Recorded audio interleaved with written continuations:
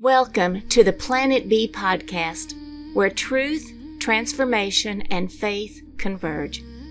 Join us as we flip the script on ecological despair, guided by Dr. Sailesh Rao's vision for a compassionate, rewilded vegan world. Let's begin the journey to the greatest transformation in human history. Hi, everyone, and welcome to episode 24 of the Planet B podcast, Overcoming the Dairy Deception. Dr. Rao, we're doing it once again. I remember when I gave up milk, I was not sure that I could do it. But a week later, I realized it was not that hard at all. I can do this. It's not a problem. And I had this huge feeling of guilt lift off my shoulders. So I remember that very vividly. So let's start with this. Just a great quote at the beginning of this chapter. Yeah. It's by Jennifer Schiaverini. She said, "Deception by an omission of the truth is as bad as a lie." In fact, someone else had said, and I didn't put that in, it's much stronger. And they had said, "A partial truth is the cowardliest of lies." Basically, when you tell a partial truth and you drill it into people's heads so that they think it's the only source of something, you're lying to people. But you can say you didn't lie. You can sleep at night saying, "I didn't lie at all. I just told them that calcium is found in milk," which is true. When you drill that into people's heads over and over, children begin to think that calcium is only found in milk. So which means if you want calcium, and if you have a calcium deficiency, go drink milk. There are plant foods that have more calcium than dairy, and there are plant foods that have less calcium than dairy. So calcium is abundant in plant foods. Dr. John McDougall said there has never been a calcium deficiency. Okay, so if you eat enough food on a natural diet, you will get enough calcium. Right. So that's the foundational truth on Planet B. Right at the beginning of your chapter, you highlight that the foundational myth on Planet A, calcium is only found in dairy foods. And then the foundational truth on Planet B, just as you stated, if you eat enough calories, you will get enough calcium. It's if you eat enough calories on a natural diet. So this is why Dr. John McDougall said you will never find in hospitals people with calcium deficiency, even though they were eating enough food. Okay? You'll only find calcium deficiency in population where people are hungry. What is calcium? It's something we hear, it's a word we hear a lot about, but people who aren't so well versed in nutritional terminology, we just know we need it. And we hear on a Planet A these silly commercials about, milk, but what is it and where is it found and how does it improve our well-being? Calcium is a mineral and it is used to construct bones in our body. So calcium carbonate is the basic structure of bones. And we need calcium to grow strong bones. But milk is not a very good source for that, mainly because milk is also acidic. So when you take acidic food in your body, the body has to neutralize it. Okay? Unless you take enough alkaline foods to neutralize it yourself, the body will leach the calcium from the bones because that is alkaline in order to neutralize the acid in the food. So this is why those who consume the most dairy have the most osteoporosis. Wow. So it's the opposite of what the milk industry has been drilling into our heads. Right. Yeah. They took their weakness and turned it into a strength, which is, great marketing tool to do that. But you're just deceiving people. And how are these different ways that on Planet A, our society has been led to believe this false myth of, cow's milk being this essential thing to get calcium? Well, the idea of associating milk with calcium and then calcium it bones. So then, milk becomes good bones. Milk, it does the body good. I mean, all these marketing techniques that were used, trying to associate milk as a healthy food for human beings. Now, cow's milk has been used as a medicine in the past because it has certain medicinal qualities. Thousands of years ago, it used to have medicinal qualities, and it was a way to deliver fat-soluble medicine to people because it had fat in it, right? Anything that's medicine, when you take it in excess, will become poison. And it is not a food. See, cow's milk is a lactation secretion of a mammal who is 5 times our size, designed to make a baby grow from calf to cow in 18 months. Human babies grow from baby to adult in 18 years. There is a factor of 50 to 60 already there, right? How fast the cows need to grow compared to human beings. At our fastest growth pace, as a baby, that's when we grow the fastest. Why would you take something, a fluid that can make your body grow 50 to 60 times faster than it ever needs to grow, and consider that to be good food? It's the wrong fuel for our body. And what are some of the side effects? Like the medical industry is coming more forward, and there's more research going into the toxic effects of cow's milk. What are some of Mhm. those toxic effects? Oh, I used to have severe inflammation throughout my body. I had arthritis at the age of 40. I used to have sinus problems all the time. So it was common for me to have cold, and I used to take, so they said it was allergies. They gave me antihistamine. They were giving me painkillers for my arthritis. So I was taking painkillers on a daily basis and taking antihistamines, whenever I had the symptoms. And once I gave up cow's milk, they all disappeared. I mean, 100% cleared out. No So simple. arthritis whatsoever. Yeah. Wow. Yeah. And I rarely get colds these days.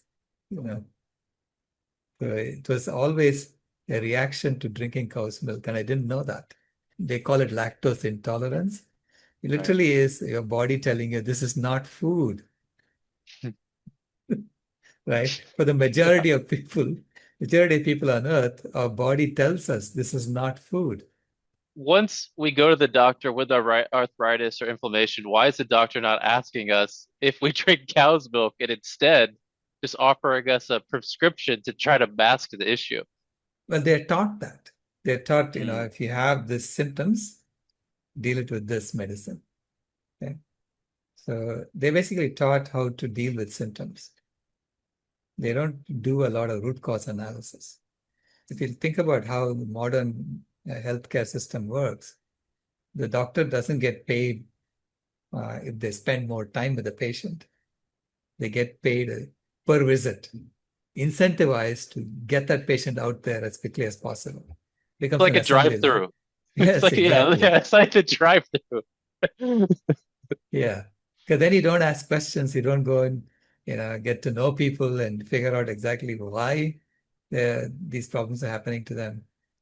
Hmm. So a true doctor-patient relationship would involve, knowing what the patient is going through. So you understand the lifestyle reasons why they're getting these problems. Something that we're hearing more about now is lactose intolerance and how Hmm. the research is showing that it's affecting a tremendous percentage of the global population. So, can you share a little bit about that? First of all, the framing itself is wrong in the sense that this is normal behavior. A mammal's body is Right. not supposed to digest mother's milk after we are weaned from the mother. Hmm. Okay, we're not supposed to digest this. So it's actually lactose normal behavior in our Hmm. body. This is why the Right. vast majority of human beings have this so-called problem. It's not a problem, right? You're not supposed to be drinking milk as an adult. It's the other small percentage that can digest cow's milk. They are the abnormal ones, because they got some kind of genetic alteration because they were probably forced to rely on it for a long time. And slowly our genes adapt, saying, oh, if this is all I get, I better figure out how to deal with this. Sounds like a world turned upside down. Exactly. It's a world turned upside down when we say there is lactose intolerance in people. And the vast majority of people in the world have this normal behavior, which is that they cannot digest lactose after they're adults. Do you think that cow's milk is in the sense that it's used to raising a cow so fast and cows get so much bigger than us at such a young age? There's something with cancer cells as well. Well, it's been repeatedly established that the protein in cow's milk, casein, is extremely good at growing cancer cells. Mm, Okay. So cancer cells love that protein. They pick that up and multiply like crazy. Dr. Colin Campbell has done a lot of experiments and he has published about it, showing how just increasing the amount of animal protein, especially casein, beyond 20% in terms of calories is sufficient to accelerate cancer cell growth exponentially. And it doesn't happen when you increase plant protein to beyond 20%. It's not just the growth hormones, the protein itself can make your cancer cells grow. And then you add to that the growth hormones and you just pump it up.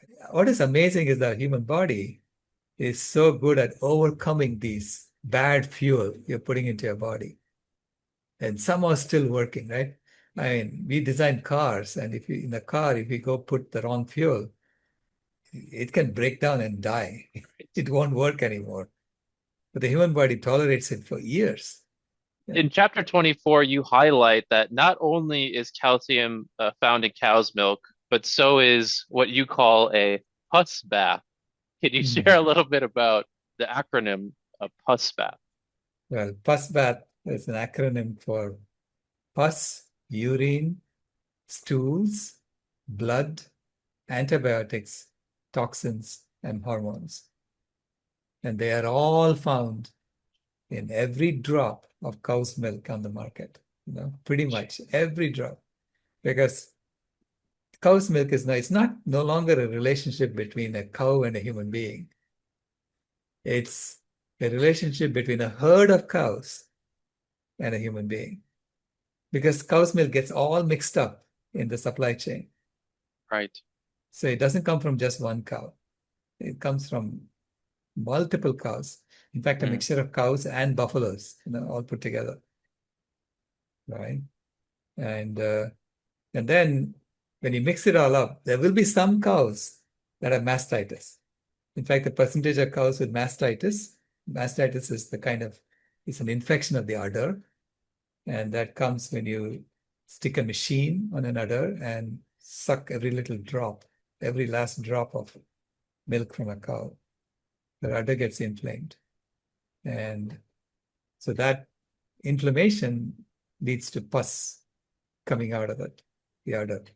Now, you're not supposed to have pus cells, but the government realizes that pus cells are inevitable in cow's milk. So they put a limit on how much pus cells can be there in cow's milk.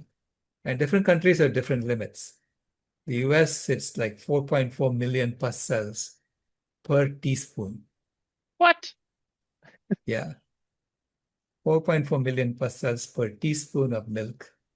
In Europe, it is 2.4 million pus cells per teaspoon. It's disgusting. Usually the limits are not told in terms of teaspoon. They tell you in terms of cubic centimeters. So yeah, something we can't understand. Yeah. Right.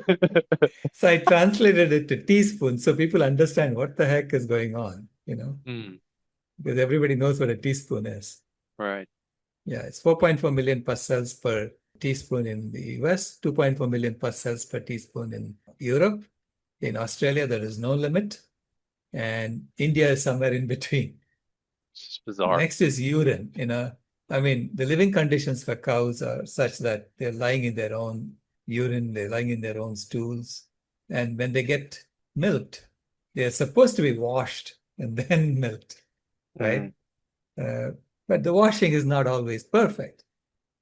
Who's going to check all this? So you just say, okay, it's a fact of life. There's going to be a little bit of urine in your milk, and there's a little bit of stools in your milk. So that's where the urine and stools come from. And of course, blood, because mastitis, inflammation leads to blood coming into the milk. If it's not a machine, if it was a calf, the calf and the cow, they have a relationship. So if Right. her udder is inflamed, the calf won't take from that teat. It'll go take from another teat. But machines don't know. They just go for Right. it. There's something in a mother's milk can sense kind of what the calf or a mother and a child what that child needs at that time. Could you share a little bit more about that? Yeah, it's an amazing relationship between a mother and a child through the udder. And I think it happens in every mammal. It's not just in cows. So actually, it was studied in human breast milk. Basically, the mother's breast senses if the baby has any kind of infection and then produces antibiotics for that infection in the milk. So the mother is constantly supplying the necessities for the child to thrive. And I'm pretty sure the exact same thing is going on between the calf and the cow, but we haven't studied it yet. So in this current Planet A system, pretty much every dairy farm, the calf is separated from the mother and then milked continuously. And we could only imagine as you put here, the toxins, the hormones, and then of course the antibiotics that are fed to that mother cow. But the stress that that mother cow must be feeling in that state and all of the toxins that are coming out of the body because of that, I mean, we can't even fathom, really. Absolutely, yeah. But it's all there in the milk that we are consuming. It's a system that has gone way past its use by date. Yeah. We have to basically stop that because we know that it is unhealthy for us, it's unhealthy for the animals, it's unhealthy for the planet in every way we see it. And to me, it is the foundation. Dairy is the foundation of the entire pathologies on planet A. Okay, all the planetary scale pathologies come from dairy as the foundation because it's only through dairy that you're able to provide cheap beef at McDonald's, at Burger King, at Wendy's, at all these fast food outlets. Where does the beef come from? It comes from dead mothers in the dairy industry because these mothers are all paid for by the dairy consumer. So they've been raised to a certain age and they are now all paid up, which means they become cheap beef. Whereas if you have to raise a cow just for the meat, the consumer of the meat has to pay for the entire cow. That's why steak is so expensive. And steak is flesh of a cow who is 18 months old. And you cannot eat the flesh of a cow who is 5 years old or 6 years old directly. You have to basically tenderize it, grind it up, and disguise it. And that's what hamburgers are. So how do we get this message out, all of humanity, if they truly understood what was happening to these cows and what was in the milk and what it did to our health and the implications for cancer and you discussed Mm. this in the previous chapter, how carcinogenic it is. You said maybe the greatest carcinogen. No one, of course, would drink it. But how could we get this message out in a better way? Well, we have to keep doing what we are doing now. To me, it is not knowing was one of the reasons why I was continuing to drink milk. So I think back, how I was before I quit drinking milk. I had bought into all the stories that I was told. This is necessary for your well-being. The government is telling you this. So the government is involved in this, in pushing dairy on people. I mean, literally, they're drug dealers, these governments. So they have to support the dairy industry because without the dairy industry, the entire thing falls apart. Yeah. This is why every national government around the world is promoting dairies. They're dairy pushers, literally. Yeah. Then the diabetes industry grows, the healthcare industry grows, the economy grows, the GDP grows, and everybody is happy because they have jobs to do. We have created a system in which We are constantly breaking things, including our health, and we are fixing them. So governments are involved in this, promoting dairy through schools, putting it in textbooks, saying that calcium is found in dairy foods. So this way, everybody thinks you have to drink dairy foods, otherwise you won't get your calcium. All right. So they keep associating that milk is healthy when it's the exact opposite. A lot of people get diarrhea. Children who cannot digest lactose because they have already weaned from their mother. They are being fed dairy and they're uncomfortable, they're fidgety, they have to go to the restroom all the time. And then we blame them for not doing well in school. It's a world turned upside down. There's no other way to say it. Right. Planet B is the world turned right way up, which is why I'm glad that the latest food pyramid from the US is an upside down pyramid. Because they basically admitted Planet A is upside down. That is great. Oh my Yeah. goodness. Could you share a little bit about the Cow Mother's Day, part of Climate Healers? Tammy Hay and the Million Vegan Grandmothers are organizing an International Calf and Cow Mother's Day on Mother's Day 2026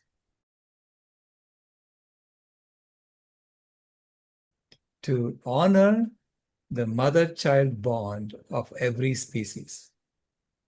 So the calf and cow are a symbol of all mothers and all babies together. It's not only mothers on land, but also mothers in the ocean, mothers that fly in the sky and their children. So celebrating the bond between a mother and a child, it's not just human mothers that we are celebrating. We should be celebrating all mothers.